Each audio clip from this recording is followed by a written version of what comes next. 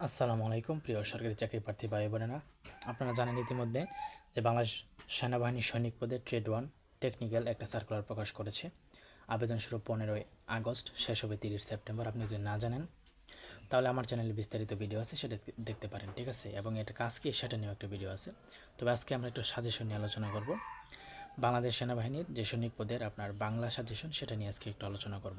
আর আমি কিন্তু ভাগ করেছি, মানে বাংলা এক কথায় প্রকাশ, বাগধারা, বিভিন্ন এগুলো আমি কিন্তু ভাগ আকারে করেছি। সেগুলো আপনাদেরকে অবশ্যই বুঝিয়ে দিব, ভিডিও করে দিব। তাই চ্যানেলটা অবশ্যই সাবস্ক্রাইব করে সঙ্গে থাকবেন। তাহলে আপনার প্রস্তুতিটা কঠোর হবে এবং আপনার সরকারি চাকরির যুদ্ধে এই সার্কুলার আপডেট চ্যানেলটি আপনার পাশে আছে, এই ভাইটি আপনার পাশে আছে। তাই অবশ্যই সাবস্ক্রাইব করে সঙ্গে থাকবেন। এতে আপনার ক্ষতি হবে না, বরং লাভই হবে। আজকে সমাধান করবো এক কথায় প্রকাশ, ঠিক আছে। আর আপনি যদি ধাপে ধাপে শিখেন তাহলে কিন্তু আপনার মাথায় গেঁথে যাবে এবং ভিডিওটি বারবার আপনি দেখবেন, তাহলে কিন্তু মাথায় আপনার একবারে গেঁথে যাবে। আরেকটা কথা, পড়ার চেয়ে শুনলে বেশি কিন্তু মনে থাকে, এটা মনে রাখবেন। একটা মাস যা দমন করা যায় না তাকে বলে অদম। আরেকটা কথা, এই এক কথায় প্রকাশগুলো বিগত সেনাবাহিনী সৈনিকে কিন্তু বারবার এসেছে ভাই, বারবার এসেছে। কী বলবো, বারবার এসেছে, সেগুলো আপনি আলোচনা করবো। আচ্ছা, এক নম্বর, যা দমন করে যে না অদম্য। 2 নম্বর, আল্লাহর অস্তিত্বে বিশ্বাস নেই যার, তাকে বলে নাস্তিক। 3 নম্বর, হনন করার ইচ্ছা, তাকে বলে জিজ্ঞাসা। 4 নম্বর, যার বিশেষ খ্যাতি আছে তাকে বলে বিখ্যাত। 5 নম্বর, কর্ম সম্পাদনে পরিশ্রমী, তাকে বলে কর্মঠ। 6 নম্বর, অক্ষির সমক্ষে বর্তমান, তাকে বলে প্রত্যক্ষ। 7 নম্বর, উপকারীর অপকার করে যে, তাকে বলা হয় কৃতজ্ঞ। 8 নম্বর, নষ্ট হওয়া স্বভাব যার, তাকে বলে নশ্বর। 9 নম্বর, ফল পাকলে যে গাছ মারা যায় তাকে বলে ঔষধি। 10 নম্বর, সকলের জন্য প্রযোজ্য, তাকে বলে সর্বজনীন। 11, যিনি বক্তৃতা দানে পটু, তাকে বলে বাগ্মী। 12 নম্বর, যে গাছে ফল ধরে কিন্তু ফুল ধরে না, তাকে বলে বনস্পতি। তারপর রয়েছে যে সম্পন্ন করতে বহু ব্যয় হয়, ব্যয়বহুল। আচ্ছা, তারপরে 14 নম্বর আছে, যে ভূমিতে ফসল জন্মে না তাকে বলা হয় ঊষর ভূমি। যার তল স্পর্শ করা যায় না তাকে বলে অতল স্পর্শী। তারপর রয়েছে আদি থেকে অন্ত পর্যন্ত, তাকে বলা হয় অদ্যন্ত। আল্লাহর অস্তিত্বে বিশ্বাস আছে যার, তাকে বলা আস্তিক। উপকারীর অপকার করে স্বীকার করে না যে, তাকে বলে অতি কৃতজ্ঞ। তারপরে মৃতের মতো অবস্থা যার, তাকে বলে মুমূর্ষু। যার কোনো উপায় নেই তাকে বলা হয় নিরুপায়। তারপরে আছে অহংকার নেই যার, তাকে বলে নিরহংকার। ইতিহাস রচনা করেন যিনি, তাকে বলে ঐতিহাসিক। নৌকা দ্বারা জীবিকা নির্বাহ করে যে, তাকে বলা হয় নাবিক। নাবিক না, জেলে মনে হবে, এটা আপনি সবাই সঠিকটা জানিয়ে দিবেন। যার প্রকৃত বর্ণ ধরা যায় না তাকে বলে বর্ণচোরা।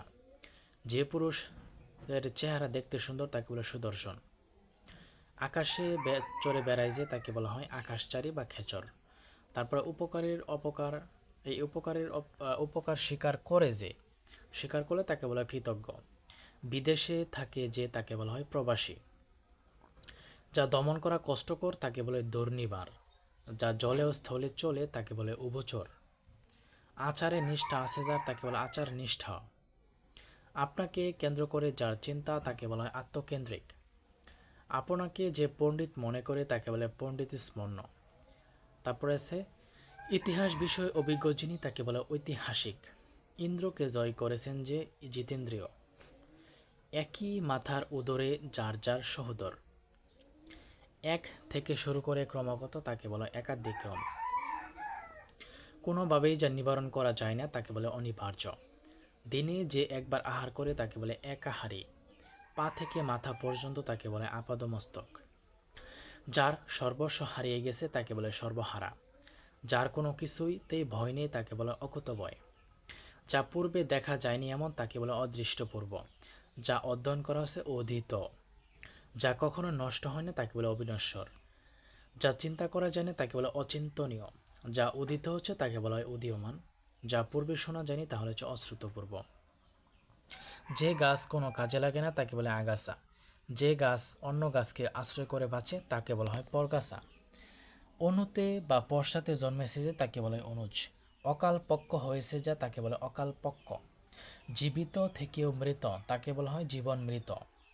তল স্পর্শ করা যায় না যার, তাকে বলা হয় অতল স্পর্শী। বিশ্বজনের হিতকর তাকে বলা হয় বিশ্বজনীন। চক্ষুর সম্মুখে সংগঠিত চাক্ষুষ বলা হয়। যা পূর্বে ছিল এখন নেই তাকে বলে ভূতপূর্ব। যার উপস্থিত বুদ্ধি আছে তাকে বলে প্রত্যুৎপন্নমতি। যার বংশ পরিচয় এবং স্বভাব কেউই জানে না তাকে বলা হয় অজ্ঞাত কুলশীল। তারপরে যে রোগ নির্ণয় করতে হাতড়ে মরে তাকে বলে হাতুড়ে। কর্মে যাহার ক্লান্তি নাই তাকে বলে অক্লান্ত কর্মী।